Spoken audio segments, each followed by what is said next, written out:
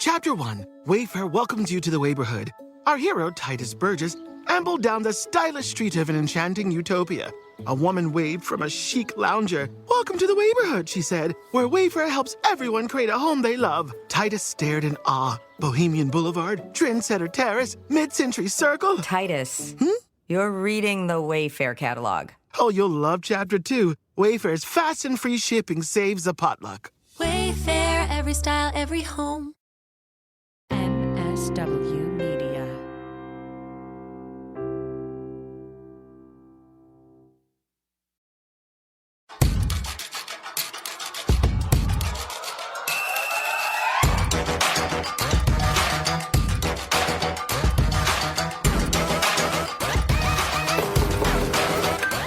Welcome to Feminist Buzzkills, the show that thinks we shouldn't bail out the HPV bank. You mean SVP? SVB? Silicon Valley Bank? Yeah, or the HPV bank. Yes, I think that's correct. But I'm going with HPV bank because I don't think we should bail them out either. I'm Liz Winstead, joined by my co-host Moji Alamo-Dayel. Hello, and Marie Kahn. Hello, everyone. Coming up on today's show, we mess with Texas. We'll fill you in on a creepy dude from Galveston suing the friends of his ex-wife for helping her get abortion pills, and a draconian judge in Amarillo who's desperate to end access to an abortion medication. Plus, author and activist Sabia Wade joins to talk about her new book, Birthing Liberation, and about being a full-spectrum doula from womb to tomb. All that and Molly with a steaming news dump of big stories of the week. But first, some updates. Oh my God, we got an update first on the abortion case we have been hearing so much about out of Texas. You mean the one we've been waiting a full month for some movement on? Some movement, and we didn't have that much movement. Judge in Amarillo actually finally heard from both the plaintiffs and from the Justice Department. And it seems like this judge has basically said, "Hey, you anti-abortion pals of mine, help me figure out how I can help you destroy abortion as we know it, because I'm not sure I have the jurisdiction." It's wild. And the Is that the good news? That's the good news. Yeah. That's the good news. And so they were like, well, it just feels like they rushed it along. And the judge was like, "Did you rush it along, DOJ?" And they were like, "No." And he's like, "I think you rushed it along." And then the judge was like, "Hey, buddies of mine over here who I really want to help destroy abortion. Has there been any cases that you can cite that a judge has been able to actually overturn an FDA ruling?" And they're like, "No, but we think they rushed it." And the judge was like, "Sounds like they rushed it." And the DOJ is like, "Over here, it's fine. Viagra took half the time. We're good." And he's like, "I think we rushed it. I'll give you my decision in a couple of days." So that's basically the synopsis of what happened. So what's Big Erection saying for Viagra? I just want to know that they're weighing in. Nobody who is working at Big Erection has been challenged at all in court. Big Erection has gotten a free pass, or Big Boner, however Big you prefer to Boner.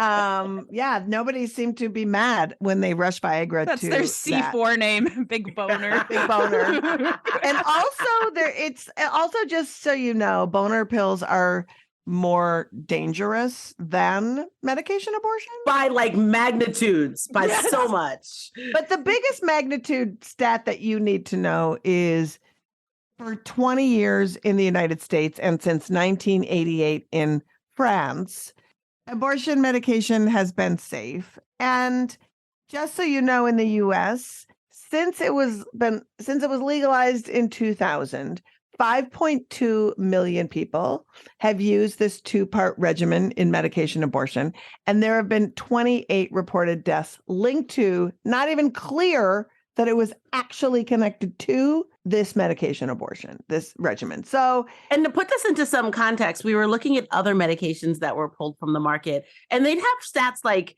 8 deaths in 6 months, right? Like real dangerous stuff. yeah. That is not the abortion medication. So to recap this one, the hearing has happened. The judge seems clearly wanting to make this work for the anti-abortion movement, but maybe there's a hint that he simply cannot. He said he would issue his ruling soon. So we will be waiting for that. And we'll let you know as soon as we hear something. Update on Walgreens. You've been hearing about Walgreens in the news.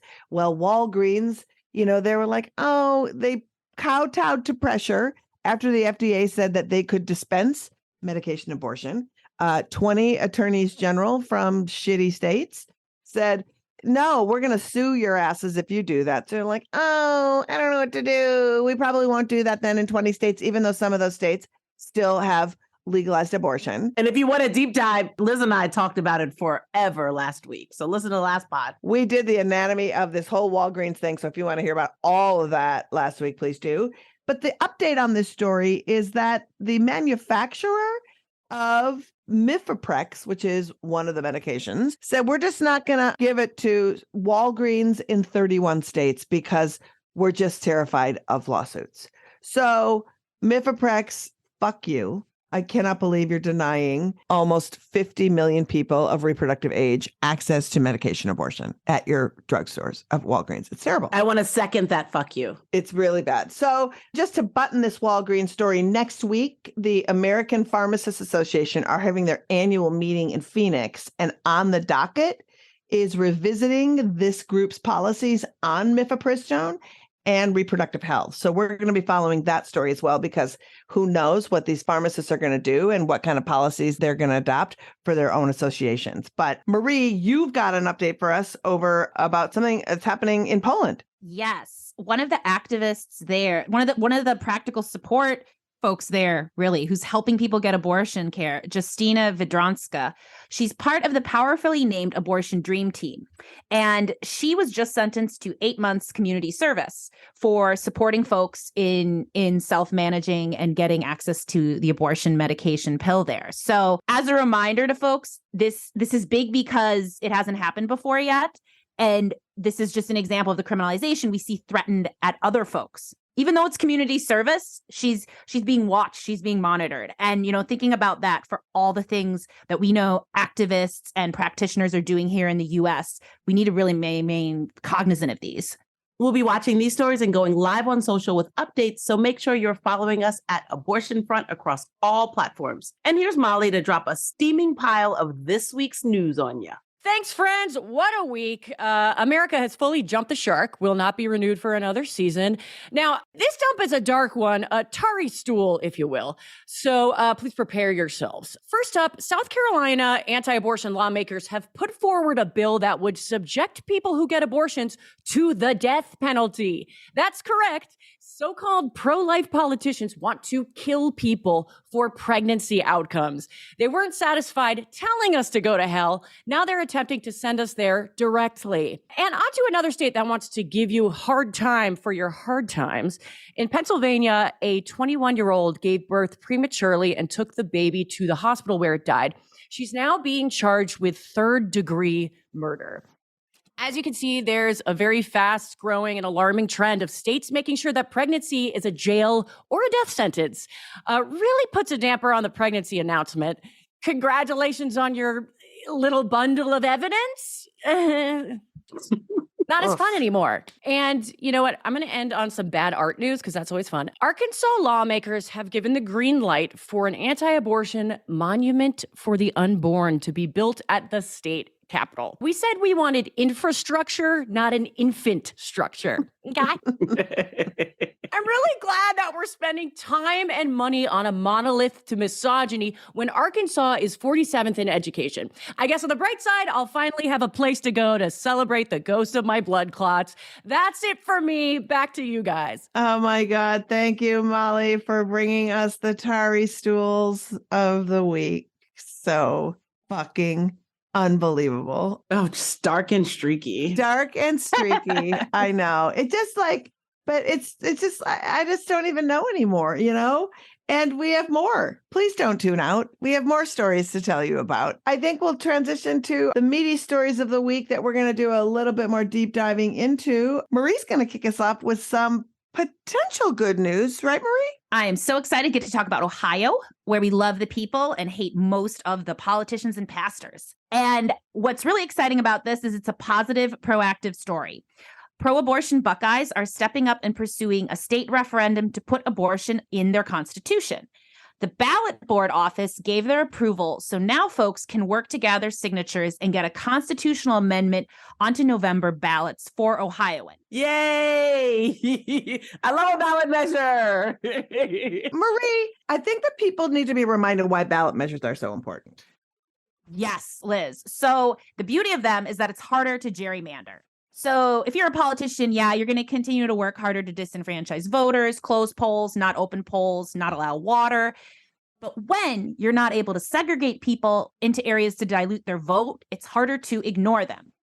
And in the last season, 2022's edition of Real Ballot Measures in America, we saw a record 6 states that unequivocally said they support abortion rights.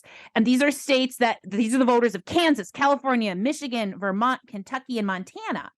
And I really have faith that Ohioans, if they're allowed a voice and if they're allowed to think about others, it's going to be supporting abortion access in their state. I almost feel like people don't even have to. Like, generally, we know that, like, across this country, there is broad support for abortion access. So, like, it's just about getting people to show up at the ballots more than, like, actively changing hearts and minds. Voters know what they want. Yeah. I think, though, the thing that's interesting is after this sort of wave in 2022 that Marie just talked about, these 6 states, Ohio, who has a terrible legislature, just really like supermajority anti-abortion and an anti-abortion governor, they were like, how can we stop the people from having their say? Oh, let's try and pass a law where you have to have 60% of the vote to get a ballot initiative passed. So that's some of the sneaky shenanigans happening. Yep. Marie, for their ballot initiative, I know Michigan, every state is different. How many signatures do they need on their ballot for them to make it officially get onto the ballot in November? They have through July, I'm not sure which date in July, but it's 400,000 signatures, which is definitely doable. And I should also let folks know the actual language of the amendment, which I'm especially excited about, is it would guarantee that every individual has the right to make and carry out one's own reproductive decisions, including but not limited to decisions on contraception, fertility treatment, continuing one's own pregnancy, miscarriage care, and abortion. So this is a reproductive justice-centric, a ballot that would put such amazing language into that Constitution. This sounds incredible. I'm sure the antis are excited. Have they started foaming at the mouth yet? They've kicked in. They have a $5 million ad campaign that just started that literally kicks off by saying, your child wants to have change their gender or have an abortion, blah, blah, blah. It's taking it out of the hands of the parents. And they're like, and one of the things that I don't love about this amendment is that it doesn't give autonomy to teens. It keeps the parental notification status in Ohio. So it's a big fat lie. So it's just all scares for $5 million of scares. So we have to help the folks of Ohio. So it's anti-classic. Got it. Yeah. We have to help the folks of Ohio know what's the truth because they're going to go hard. I do think it's ironic that the organization, the coalition of anti-choicers in Ohio is called Protect Ohio Women. Like, you even recognize you're making POW prisoners out of people with uteruses, right? Oh my God, like, Marie, that is POW. amazing. Just what the hell? Prisoners of the anti-abortion war. Oh my God, Marie, that is next level. Amazing. Well, good luck to them and anything we can do. Let's, if you're in Ohio, find out how you can help get out the word and go door to door because that is what we need. All right, Moji, you're taking us back over to Texas where good things always happen. Can we ever leave Texas? Oh my gosh. So some Texas husband has decided the best way to get back at his former wife, he's not even married to this woman, is to sue her friends for, well, basically being good friends and helping her get the abortion that she needed.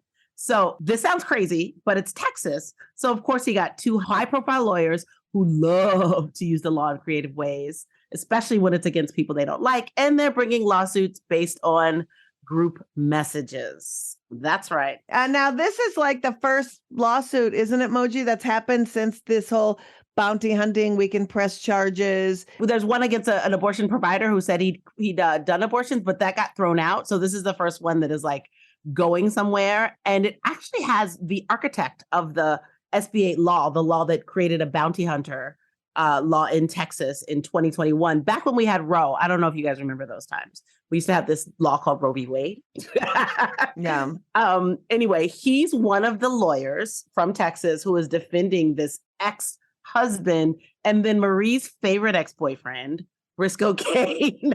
Yes. I heard he's got his baby teeth still. And he's really exciting because in 2022, he sent a bunch of cease and desist letters to abortion funds that had no legal merit. He's also a sponsor of the Texas bounty hunting law, and he looks like a fun-sized Chucky doll. Marie coined him that, and that is so true. So, and also just to point out, he's still in the Texas Ledge. He's doing this in his spare time. So this is his hobby.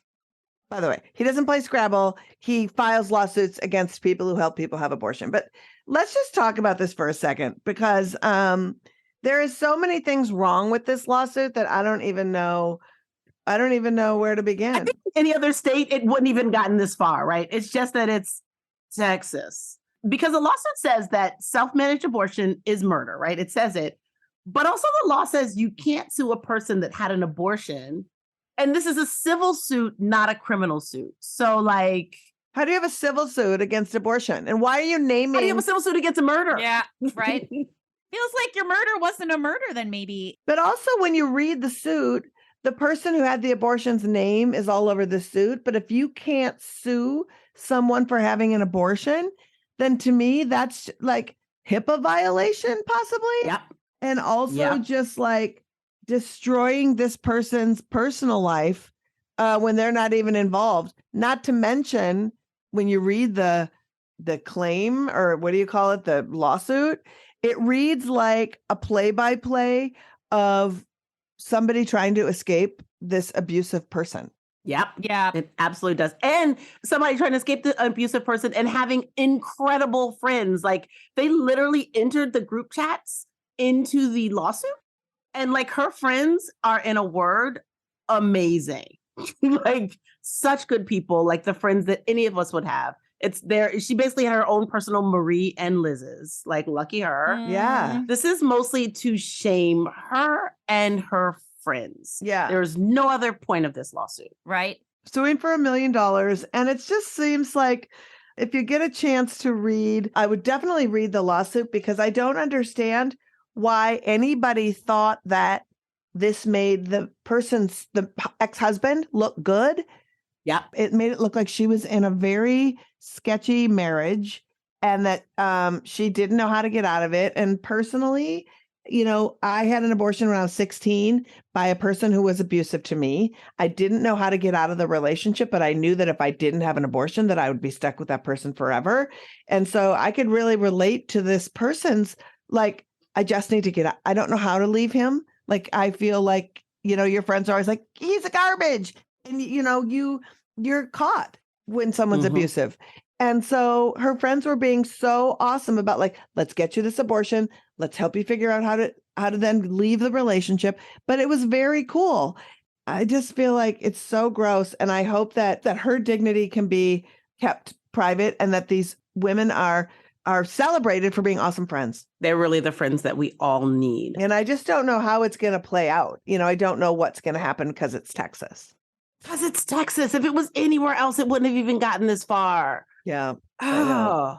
Well, we'll figure it out. We'll follow this story because it's going to really how this story ends up and plays out is going to be, I think a lot of eyes will be watching this. Yeah, a lot of bad people will be watching this to see if they want to like move forward and create laws that solidify this kind of behavior, which I hope it doesn't. Well, there's another story, Liz. You're up. And this particular story literally has more questions and outrage than answers. I have to tell you that I've read the story 12 times and I'm still unsure how I feel about it. So the headline is, in settling a dispute between a divorced couple about who some frozen embryos belong to, a Virginia judge uses a slavery law to rule that they are property. Now, I don't even know whose property. Does that classify the embryos as people? Is this personhood? And why the fuck did they invoke slavery? Did they have to go back and do that? Like, there's so much to unpack here that I am literally hoping that the two of you can guide me to some place of like where I can land on this, because I don't know. Liz, I already read it, also read it 6 times, and I have the same questions and little clarity, but I do have a favorite quote, and this is by Solomon Ashby, and he's an African-American lawyer in Virginia who was like part of a lawyers association. And he was like, I am baffled that Gardner, that's the judge, felt the need to delve into slavery to answer a question about embryos, which also wasn't a thing during slavery, even if Virginia case law is thin on how to handle this question. And it's weird how judges in our country like to reach back to the worst parts of our country's history, right? To pull out rulings. Right. Especially Virginia judges. Right. Well, and also if you're invoking slavery at all and that you can't own people, so no one gets to own these embryos, are these embryos people? And what kind of rabbit hole is that? You know what I mean? Like, I don't know. And the sort of the crux of it was you can't buy or sell them, therefore they're chattel. So if this stands, then frozen embryos are human life. Human slaves? Are they personhood? Like, I don't know. But first of all, I don't know any human that can live in sub-zero 170-degree temperatures, which is how embryos have to live in that vat. So I don't know. The whole thing feels weird. It feels weird to bring up slavery. That just feels so holy. I mean, ethicists were like, what a garbage judge. Like, across the board, everyone was like, what the fuck? But I honestly don't know what to make of this and where it goes. Yeah, I was also confused. I literally went back and reread it a couple times, and I was like, this gives me the ick. Yeah. And I'm unsure what to do with it. Me too. I'm going to land on, it is a vague personhood ruling that I feel very uncomfortable with. That's where I'm landing. And we need to watch who this judge is friends with. Watch who this judge, yes. And what it means then, because if couples are fighting over embryos and no one gets to have them, then what happens? Like, I don't know. Do they just sit in perpetuity forever in the frozen vat? We don't have answers. This is funny because it was like we're in an audio medium and I'm literally shrugging. Yes. Yeah, I don't know. I know. And so it just feels very, I mean, remember the Sofia Vergara case? Oh, yeah. It's like the same thing and not. It's very same, but different, right? Yeah. Like, this woman is infertile after a cancer treatment. My heart goes out to her. The whole thing is a mess. But also, you can't force your ex into parenthood. Yeah. And so I just don't know. I mean, I just don't know what happens when you have all these frozen embryos and they just sit there in vats. So we're going to follow it. But now, Moji, you interviewed somebody who brought some amazing positivity to a very, very dark first 30 minutes of this podcast. Yeah, I interviewed an incredible person. Every part of my next guest's work centers the liberation of all people through reproductive justice. They're the founder of Birthing Advocacy Doula Trainings and For the Village, a nonprofit providing doulas at no or low cost to low-income and marginalized communities in San Diego. Please welcome author, educator, and full-spectrum doula, Sabia Wade.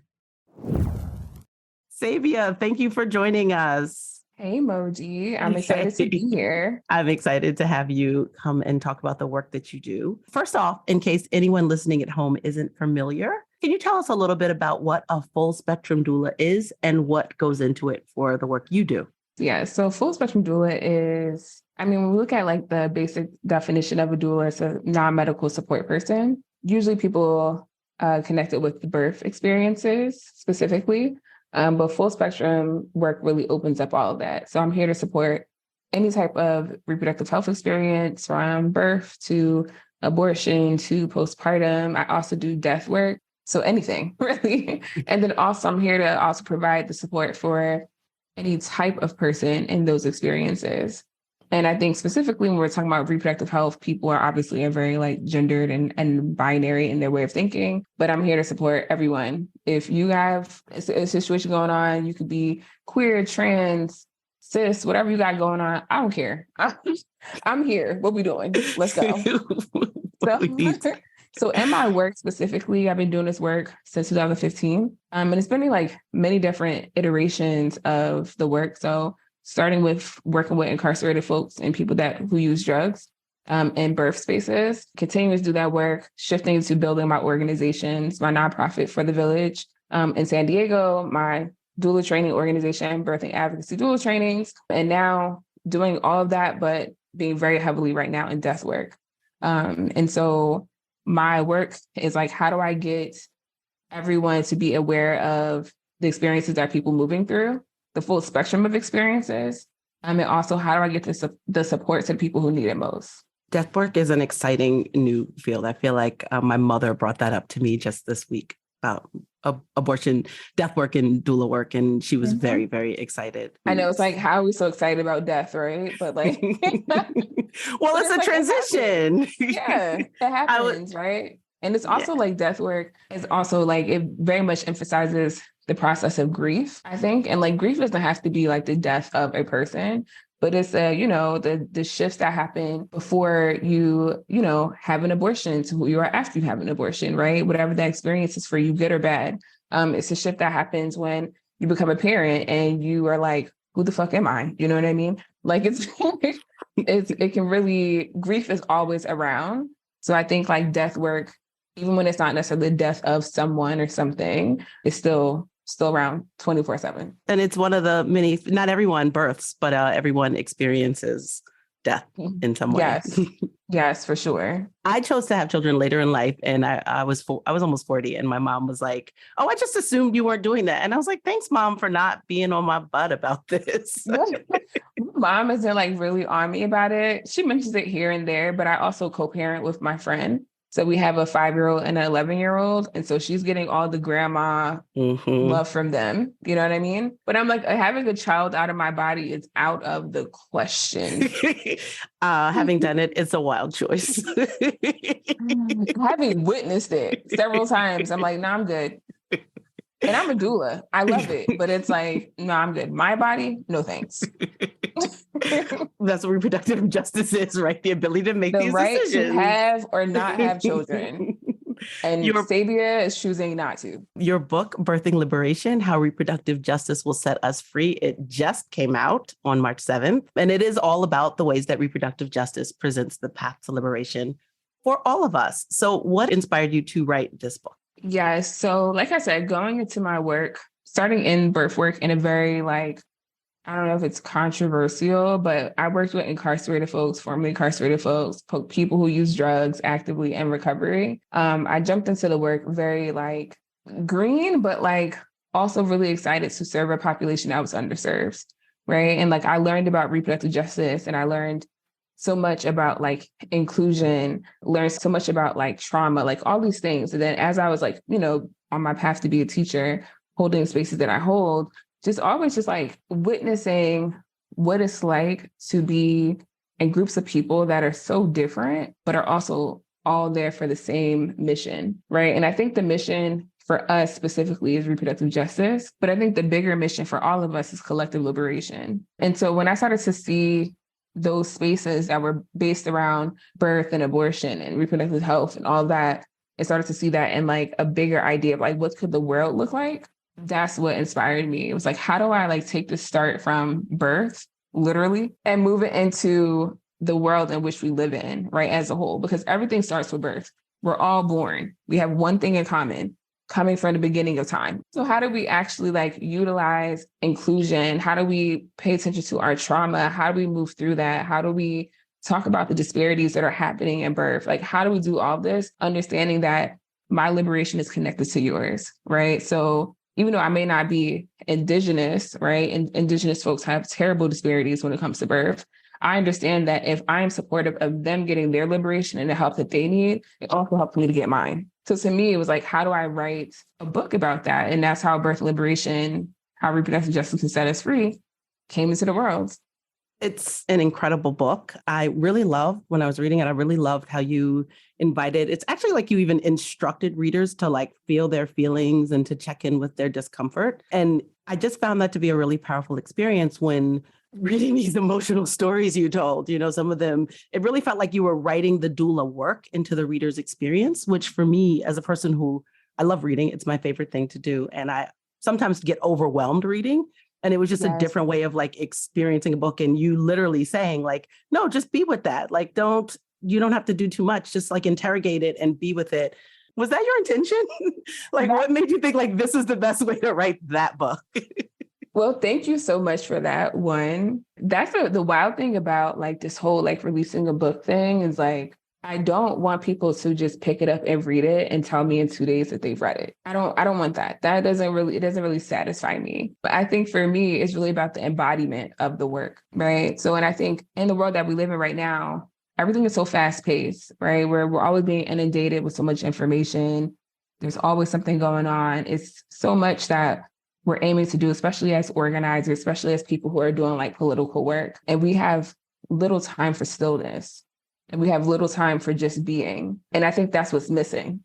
Like, I think when we move into like the impact that we're trying to drive because of capitalism and patriarchy and white supremacy, it's like this idea of like, you got to get there, get to the goal, don't even pay attention to what's happening. Don't even integrate the information.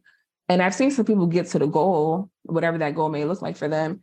But by the time they get there, they're like wore down, tore down, like exhausted. They can't enjoy the fruits of anything that they've done because it was done at such a fast pace. And so for me, this book was intentional for like, even at the beginning of the book, I'm like, how to read this, sit down somewhere and create a space that feels good for you. Because I don't just want you to like logically read the words and say like, oh, this disparity makes sense or this thing makes sense. I want you to actually feel it. And I feel like if people can feel something, even if it's not to their personal experience, but just the ability to feel something integrates it deeper into your actual being and implants it at a deeper level, like at a seed root level versus like the surface level. But here's just a pretty flower, right? It's like, no, what's actually holding it in? What's keeping it going? Even when that flower is cut, how do you keep this conversation going? So for me, it really was about planting the seeds of how people can do this work, paying attention to their own inner, like internal landscape, and then putting that out into like the external piece of how we do the work. And you articulate that, I think, so well. You say if we want to create change by deconstructing systems and innovating ways to exist that have not been created yet, we have to start within. It's going to get ugly. It's going to be cathartic. Even more important, it's necessary for continued healthier experience. And also you wrote this for everyone. Like you're like, this is for BIPOC people and non-BIPOC people. Like everyone should be reading this book. It's a really beautiful way to talk about the path towards collective liberation. What would you like our audience to know about how to begin this process if they are waiting for their Amazon book to arrive or not Amazon? Yes. Or wherever you buy it. Or wherever the independent bookseller that you're going to buy it from. Yes. I would say the first thing to start the process is really just knowing where you are right now. That is the beginning of it. So yes, coming into the space, wanting to read the book, wanting to get this information, but also like, where are you right now? Where is your mental health right now? Where's your physical health right now? What are the needs that you have right now? Where are you? Like, are you happy in your life? Are you needing more care over here? Right? Like really starting with yourself as a point to always return to. For me, it's like I have a really big thing about us being so dependent. Like I have this course that I do and it's called Learning Your Algorithm. And it came because when Roe versus Wade was reversed, overturned, so on and so forth, people were like, obviously we all were chaotic. All of us and still are, right? But the thing that I think I try to contribute to the conversation around that is like, we have to return to ourselves because the world is going to keep going. Right. So how do we return to ourselves and implement the work that we want to do without losing grasp of self? So for me, it's like getting this book and starting this book is all like start with you and then the work will continue. But if you're I want to know if you're dysregulated. Do you know if you're dysregulated? Do you even know what it means? Like, do you know if you're happy? Do you know if you're feeling? Have you took time to like check in with your body. I don't need you to do the work for me, like, until you do the work for yourself. Right. And I feel like even in my like romantic requirements, I'm like, I don't want you giving from a deficit. So like pour into yourself first. Let this book guide you into that process while learning so that you can actually like consistently have an output into like contributing to collective liberation. That's incredible. You call yourself a birth neoterist? So I say birth neoterist. It's Okay. say neoterist, but I can't say that. I'm from Jersey. My mouth doesn't move that way. I feel like I just mispronounce things sometimes, and that's just fine. Listen, my vowels can be really hard for me.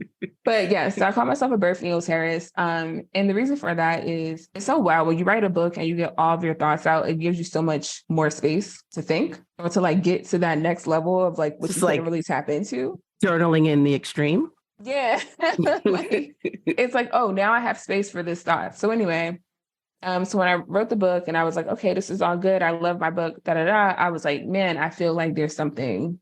And so the something for me, which I think has been a reflection of me writing this book, but also people that are in my community and see me doing the work that I do, they're always like, you do so much. And like, it doesn't make sense to everyone because they're like, you're an investor and you're in this and you're in the financial world and you're over here. And like, when I'm a manifesting generator, double Sag, I just have to have a lot going on. That's just who I am as a person. But for me, it was like my pull into the financial world was like, I need to understand how money works because we're doing the groundwork, but I don't see movement. Where's the money? Like, I want to understand these pieces outside of what's in front of me, if that makes sense.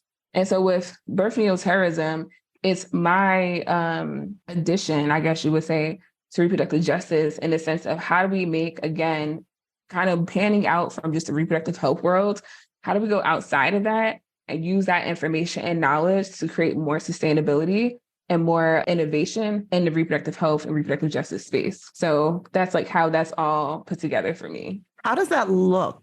So I'll say it here because I haven't actually said it anywhere else, but one of the things I'm working currently on in the background is actually building called the Birth Neoterrorist Institute. And that will be a space that actually collaborates all these things. So it has like these 4 pillars that kind of based on like community education, but financial pieces and like a couple other things that really come into a space of like, how do we use reproductive justice and create sustainable systems? How do we promote education in spaces or create more access to education that may not be accessible? So I'm currently working on this space of putting it all together because it makes sense in my head. And I see people seeing the flow that I'm doing and they're like, oh, it makes sense when you do it, but I don't want to be the only one doing it. Right. Because you have to replicate the systems that work and the systems that bring us all to liberation. Because you talk about it being internal work. And I think it's really important for people to work on themselves and come from a place of power. But then we need to let that power spread out and let it replicate and reproduce. You get it. And the other pillar of the Birth Neoterrorist Institute is also research, right? Because a part of like me I'm in like the investor community. And a lot of it is like, people want to move money where they actually understand why it's going there, not from just an aspect of like, this will be a good thing, even though that should be all I need to say, but that's not the world that we live in. So it can also be research around these things that are not often researched, or perspectives are not actually, and voices are not brought into the space. So I'm currently building that, which is like a whole big project, which you got it out of me because I haven't told nobody. I'm so excited and I need you to make sure that I know when it starts. The next iteration and probably the next book will be about that process. Oh, you already started on the next book. Girl, when I was writing this book, I was at 40,000 words and I had to write between 60 and 70.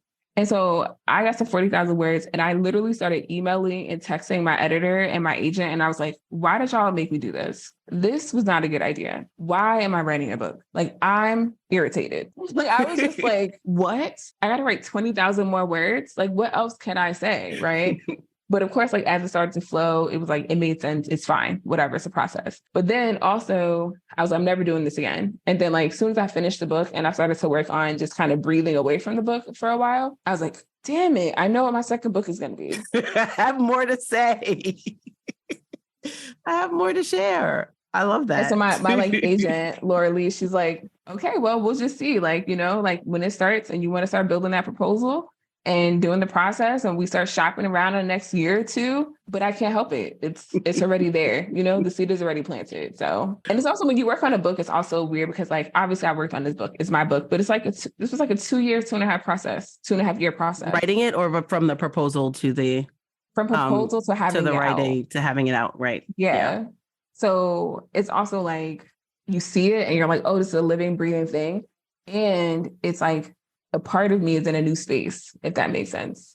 Yeah. Like a part of me is in that expanded space of like seeing these words and being like, what is the next step now? So it's interesting to be like both here, but also there, if that makes sense. No, it does. I think it goes a little bit back to my journal analogy. Like when I get into the flow of journaling, there's always more coming. And when you don't, you look at a page and you're just like, well, now I got nothing and I have nothing to say. And then you start and you're like, now it's been 30 minutes and I have to feed my child.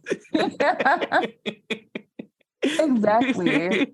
And I've been getting like feedback, from people around the book. And that's also helping me to be very like introspective about how this is landing, right? Because at first it's a very private situation. It's between you and your editors. Like no one else is seeing it. But now that it's out into the world, just hearing the feedback and the thoughts and the things that are coming up for folks, that part is also very exhilarating. And also makes me want to go in my lab and create more. You are a doula, you birth things. It's what you do. Except children. Again, like we don't have to do that. That's not for everyone. I'll birth everything. We don't have to do that. The human ones. Oh, I feel like you've talked so extensively about this book and I really enjoyed it. I just thought it was a beautiful read and really, I work at a reproductive rights organization. So we talk about reproductive justice and we think about reproductive justice and we try to do our work within a reproductive justice framework. But it was just nice seeing your perspective and like hearing you talk about it. So it was really powerful and I suggest it for anyone. Thank you. So I could talk to you for probably another 40 minutes. Thank you. Well, I appreciate your kind words. I appreciate you even like flipping the book open and taking the time to read it. And I hope that it's something that, lives with you in whatever ways that are positive and encouraging. Because as you do this work, it's not easy. It's not. Thank you so much for joining us. And we hope to have you back when you have the next book out. Yes, for sure. You can purchase Birthing Liberation right now. Stay up to date with Sabia's work at sabiawade.com and find her sharing info and Black luxury recommendations on Instagram and Substack at Sabia Wade. The links are in our show notes. What a wonderful interview. Amazing. It was so good. Let's move on now to the party game that is faster than Monopoly and more fun than Taboo. 6 Degrees of Abortion. This is when Moji and I take a story from the news and Liz has 6 chances to link it to abortion. Let's see what Liz is ready for this week. Moji. Oh, yeah. This is so good. So Keanu Reeves, eternal heartthrob and man of maybe some of my dreams. He has inspired the name of a new extremely deadly fungicide. It's called wait, hold on, I'm going to pull it here. It's called the Keanu Mycins. Some Germans were like, you know what? We need to name it after Keanu Reeves, who was a prince among men. So Liz, can you just spend a little time linking Keanu Reeves to abortion? Yes, I can. Keanu Reeves starred in Point Break alongside of Patrick Swayze, who starred in Dirty Dancing, the greatest dance musical about abortion ever made. That is 6 Degrees classic. Liz, Look at you. Just making it old school. We don't need to ask a producer to tie break. That was beautiful to watch. Welcome back, Liz. Welcome Thank you. back. I feel like I've just come back in a way that feels really great. And if you love that segment of 6 Degrees, and if you love our podcast, you know that we cannot do it without the help of our fake sponsors. Marie, would you like to tell us about this week's fake sponsor? Do you want to work out more, but can't find the time between protesting outside abortion clinics and protesting outside Drag Queen Story Hour? Afraid to go to the gym and face the woke Pilates mob? Then Crucifit is the place for you. Crucifit is the workout spot for Christian warriors. Each day at any of our Crucifit caves, the workout board is updated with the grind of the day. also known as the god. Each god focuses on a specific area to work on and has Christian names, like Matthew, Mark, Luke, and John. For example, on Matthew days, you kip for Christ to build your core strength and lung capacity so you can spend hours shouting Bible verses at patients. And save your energy because we end each day with the ultimate challenge, bearing the cross. Each crucifitter finishes their workout pulling a full-sized cross out of the gym and up a hill before planting it into the ground. Jesus dragged his own cross and died for your sins. You can drag a cross to build upper body strength to save them babies. I mean, those huge fetus posters don't hold up themselves. Sign up today for your Crucifit membership and use coupon code GODBOD for 10% off your first month. Crucifit, the place to pump for Jesus. That sounds terrible. I feel like when we find out where they're working out, we should be like when Circe gets through the streets and just be shame. But think of those red state FSAs. I bet they're just excited. Like, yes, you can go to that gym. We'll cover that membership. We'll cover that membership. We'll cover it 100%. All of it. Crucifit. Pumping for Jesus. I like it, Marie. It's good. Are ladies allowed? Unclear. I mean, obviously, there's cleaning staff. So sure, but I don't know between what hours and I don't know the agency that they get to have while there. Well, it's a gym I'm never going to. Let's get to our next guest, shall we? Coming up is a comedian, circus artist, podcaster, and data scientist who has a lot to say about the crackpot anti-abortion research. Please welcome Dr. Andrea Jones-Rooy.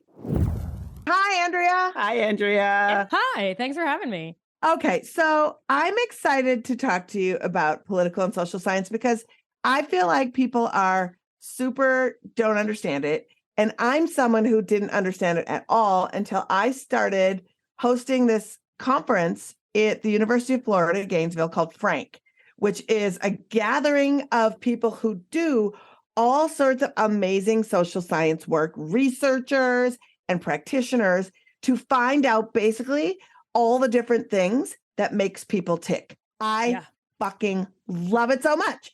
But you are also a political scientist. You are an aerialist. I believe you are maybe just can do some things with your body that are like next level. There's fire in there somewhere. Fire, comedy. I'm on fire right now. Your listeners can't see, but I'm engulfed in flames. Yes. It's amazing. Yeah. So I guess I want to know the order of how this all came to be. Did the social science and the political science lead to comedy? Did the comedy lead to lay it out, friend? All right. Everyone sit back. I'll sum this up in a mere 24 to 30 hours of biography. And if a homosexual came into play at any point during this influence, please actually say. Yes. Honestly, homosexuality is at the center of all of this. So I'm so glad you brought that up. Thank you. So good. Yes. So first of all, I got to go to this conference. I'm inviting myself to Frank, which does it stand for something? Yeah. Frank Carell is the person that started the conference. I'll make sure you get the link to it to come for next year. It's incredible. All right. Definitely inviting myself. And this is related to your question. I've been to the University of Florida in Gainesville only one time, and it was for the U.S. Collegiate National Synchronized Swimming Championships. And because you're also a synchronized swimmer? I was for 2 years. So the story is that I did dance growing up, and I was interested in like politics, international affairs, war, all this stuff. And I went to grad school because I didn't know what else to do. And I went to a grad program in political science. And I didn't really pay attention to the science word. I just was like, politics. I'm going to write essays in foreign affairs about the nature of things. And I got there and they were like, actually, we mostly do statistics and game theory and math. And I was like, well, I'm out of here. And then I didn't leave because I'm indecisive. And I joined I was at the University of Michigan, and I joined the University of Michigan synchronized swimming team because I'd been a dancer and a swimmer. And I was like, we're putting these together. That's what we're doing. And I was having a good time. So because of synchronized swimming, not even exaggerating, I kept going in my statistics courses for a couple of years. So it all connects. I never even thought of that connection before. And I got, persuaded to the great light that is quantitative reasoning. And of course, we can do great work with qualitative, all that stuff too.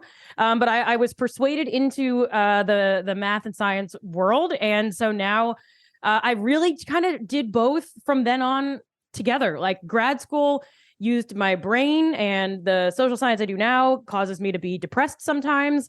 And because you have to think about all this horrible stuff going on, it's helpful because you feel like you're doing something maybe, but it's tough and it's wearing. And the physical and the comedy are really how I expunge that stress from my life and gets me out of my head. And the comedy really, I mean, it allows me to say what I want to say. Whereas when you're speaking in science, you have to speak with some precision.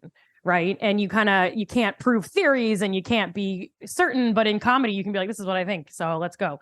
So it's the three sort of balance each other out. And I do pretty much all three these days. I am stunned and my head is spinning and I'm also impressed at the same time. So I think I'm also doing three things at once right now. Congratulations. Yes. We spent a little bit of time on your TikTok and you really, there was one thing I got into that I heard that I really loved and you were going on in the weed about like non-monetary capital. And so one question is like, what is the most underrated non-monetary capital that we all seem to have in our spheres, but we're not using and can use to make things better? Wow, that's a question. All right. Take your time. Yeah. It's like, oh, it's easy. Feel free to insert homosexual whenever you want to. Honestly, I think if more of us used our homosexuality, I will stand on that hill and I will lean into it. I will not disagree. It's a spectrum. It's a spectrum. Kinsey had a point back in the day. I think, like, this is going to sound so patronizing, but I think just sitting down and thinking creatively and about the world is something we all skip. Like whether it's because our emotional reaction or our political views, or I have like a goal I want to reach. And so I see things through a certain lens, or I teach data science at a university. And so I was talking to my students literally today. Someone puts a spreadsheet in front of us with data on whatever it is that we care about. And our temptation is to just dive in and be like, what's going up? What's going down? What's correlated? What are the means? And if we all just like took a second and thought, what is it I'm trying to understand? What could I be wrong about? What could I be missing in this picture? Why do I feel so angry when I disagree with someone else? Like if I just took a beat to do that, I feel like we'd all learn more. And I think at minimum, social media would be less horrible.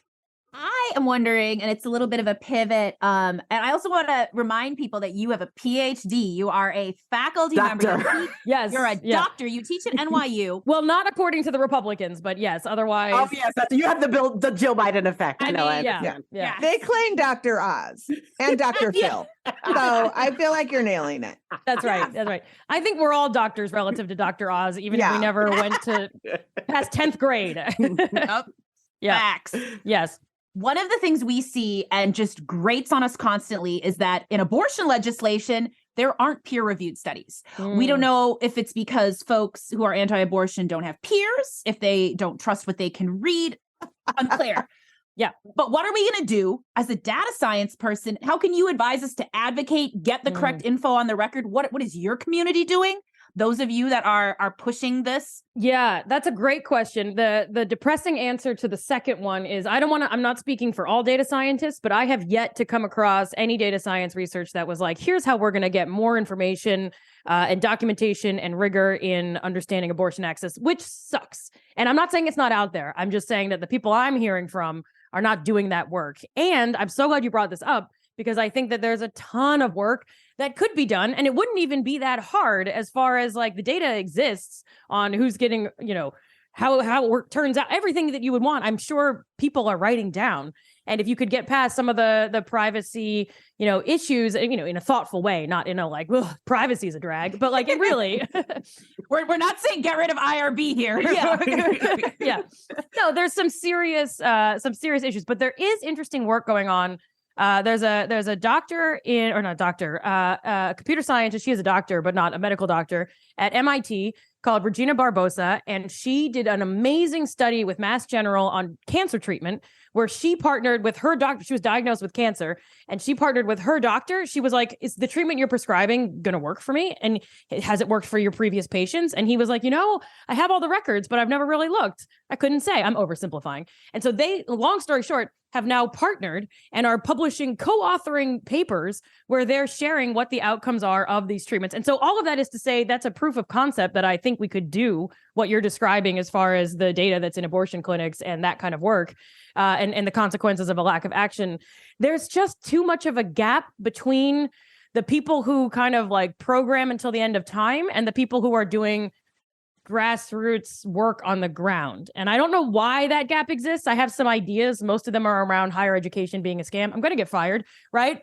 But I think that we're not communicating between worlds enough. We've got like ChatGPT on the one hand, and then we have like 4 different Excel spreadsheets where the variables aren't even named the same thing on another. And everyone's trying their best and we're all busy, but we're not talking to each other.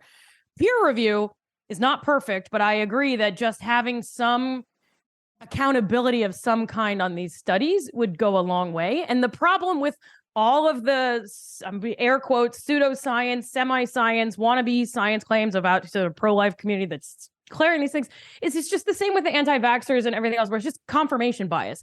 Yes, there are cases where an abortion doesn't go great or someone feels like maybe that wasn't the right move for them, but you're not looking at that air quotes data in the context of the broader trends. Just like some people have bad reactions after the vaccine, that doesn't mean that everyone has a bad reaction. And so, I mean, more talking between, science and practice and just general requirements of context. It's like you can pull out and tell any story you want with data, and that's what people are doing.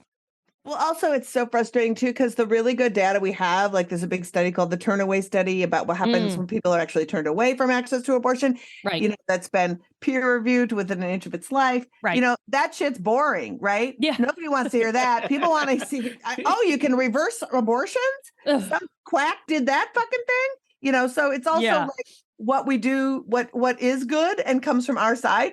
It's just affirmation through peer-reviewed study that abortion is fine. I was going to say it's boring and it becomes kind of, this isn't, I'm interested in science communication. It's not my main area of research. So I can't tell you like, these are the 3 things to be sure to do. But I do think that there is a very real problem where whether it's what we're sharing on the internet or what actually makes headlines is you're absolutely right. Like another day, another, complication-free, set of abortions is not going to make the front page of any newspaper that I know about.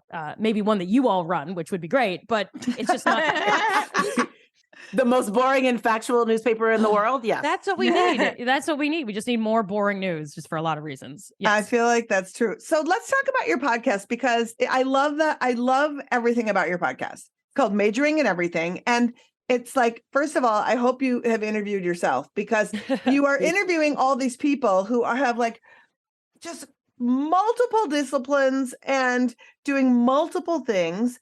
And I would love to know some of the folks that you've had on who blew you away with their like combo of expertise that they threw at you. Yes. So here's one, and thanks for looking into it. It's people who do more than one seemingly unrelated thing, and I am increasingly convinced that might be awesome. And I'm doing it in part because I have such low self-esteem that I was like, maybe if I talk to other people who I think are awesome, I can feel better about my own lack of mastery of any particular field. So that's sort of my own selfish motivation. But one person who I absolutely love and who you should all look up, everyone who's listening, look up this person immediately. His name is John Laster, Jon Laster, and he is a comedian, former basketball player, and now a financial activist and tech entrepreneur. And he is, big name in comedy. He hosts at the Comedy Cellar all the time. But he also, during the pandemic, launched an app called BLAP, BLAPP, that allows people to find Black-owned businesses wherever they are in the world and go and support those businesses if you're looking for like literally anything. Like I need a tailor, I need a haircut, I need a bottle of wine for my whatever. It's kind of like a Google Maps or a Yelp, but for Black-owned businesses. And he did it in the thick of the pandemic. He's, a professional comedian, made his main living as a comedian, performing, touring all over the place. And during the pandemic, during 2020, Black Lives Matter and George Floyd, and the fact that Black businesses were not doing well at all because of the pandemic, and given all of the other conversations we were having, he was like, there's got to be an easier way for me, just an interested person, to find Black-owned businesses to support in my neighborhood. And he went from that to creating this huge app, and he's partnering with people all across Silicon Valley and doing research. And he's basically just became an entrepreneur. So I love this story because he talks about using the skills that he learned in basketball, the skills that he learned in comedy to do this and be able to do this. And then the way that the stuff he's doing now is informing his comedy. So now he does comedy that's like social justice related, whereas before it was not. And so they all sort of play together, and you wouldn't really normally think of someone doing those 3 things all together. So he's awesome. very much worth following and downloading Blap. Literally downloading it right now. This is Yeah, I'm awesome. like, that's incredible. I'm like, Marie's already sent me his Instagram. Yeah. Oh my God. And if you're ever in New York, he hosts at the Comedy Cellar most weekend nights. Some of us are always in New York. Excellent. How do you find your guests? With rare exceptions, I'm so biased in that it's just people I know who I think are cool and want to explain their life secrets to me. So I have something of a bias given my own interests. Usually the people that I talk to, I'm trying to branch out. So I absolutely take any and all recommendations. I think you three would all qualify. It's not a very strict, I mean, I'm not like, oh, it's just the boxes, a lot of things, but it's like most people actually do more than one thing, even if you don't realize that you have like, two things on your LinkedIn. Like most of us are multi-talented, even if we tend not to realize it. But it's almost always someone who either has one foot in comedy and one foot somewhere else, or one foot in science and one foot somewhere else. So I'm a little bit biased. And sometimes circus as well. So another guest I had is my contortion coach, who's also a ceramicist and was on his way to get a PhD in the design of sacred spaces in Japan when he discovered contortion. And so he has sort of like a design background and training as well. I want a contortionist sacred space. I feel like we should start taking corporate contortion classes. Oh, now that's an idea. Boss, that's what I'm saying. There you go. Wow. Team building. Okay, so now I'm just promoting all my friends. So Contorture is the name of his program. You can find him on social media as well. Contorture. Yeah, it's very painful, but in like a cathartic sort of way. I wish we had more time today. Thank you, Andrea, Dr. Andrea Jones-Rooy, for joining us. Thank you for having me. Great to be here. Thank you. Thank you so much. Thank you. Thank you so much, Andrea. You can listen to their podcast, Majoring in Everything, and follow them on social media at Jones-Rooy. That's ROOY. And check out their website, jonesrooy.com. Folks, that is our show. It was a dark one, but it was a good one. Thank you again to Sabia Wade for joining us. You can follow their work at the links in our show notes, and Birthing Liberation is out now at a bookstore near you.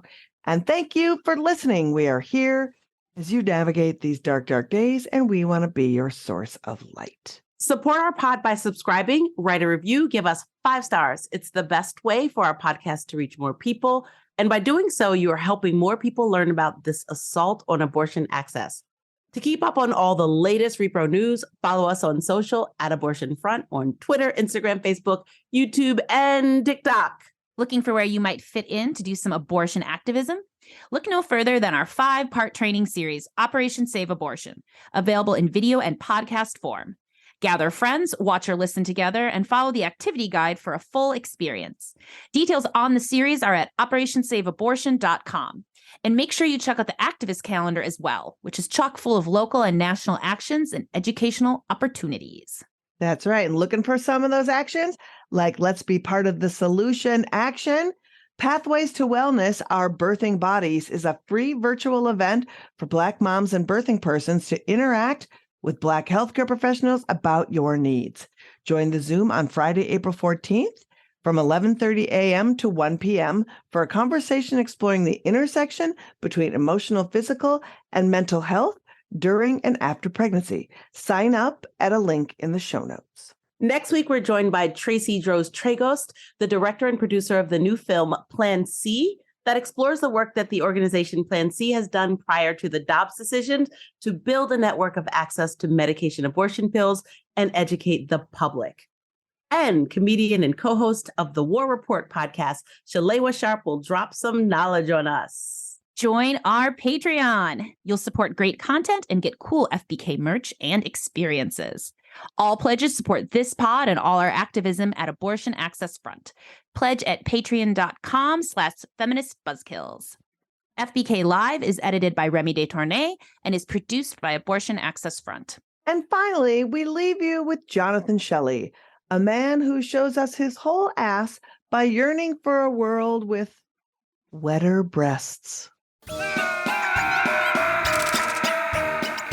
at verse 14. Give them, O Lord, what wilt thou give? Give them a miscarrying womb and dry breasts. This, according to the scripture, is a curse unto people. Yet, This is almost what every American girl wants. I mean, almost every American girl is striving to have a dry womb and dry breasts. And they're drying it up through birth control. They're drying it up through the pill. They're drying it up through all kinds of just inventions and devices. And in fact, there's even arguably wicked and evil people in our society that are trying to dry up the womb and the breasts of people for them. Feminist Buzzkills, the podcast from Abortion Access Front. New episodes drop Friday. When BS is poppin', we pop off. And if you want to support our podcast and all the work of Abortion Access Front, like, subscribe, and join our Patreon at patreon.com/feministbuzzkills. This is a message for anyone with high LDL-C or bad cholesterol who has had or is at risk of having a cardiovascular adverse event. Merck is studying an investigational medication to see whether it may help lower the risk of future cardiovascular adverse events. Cardiovascular disease is the leading cause of death worldwide, and in the United States alone, there are over 73 million people living with high LDL-C. To learn about whether you may qualify, visit coralreefstudies.com now. Again, that is CORALREEFSTUDIES.com.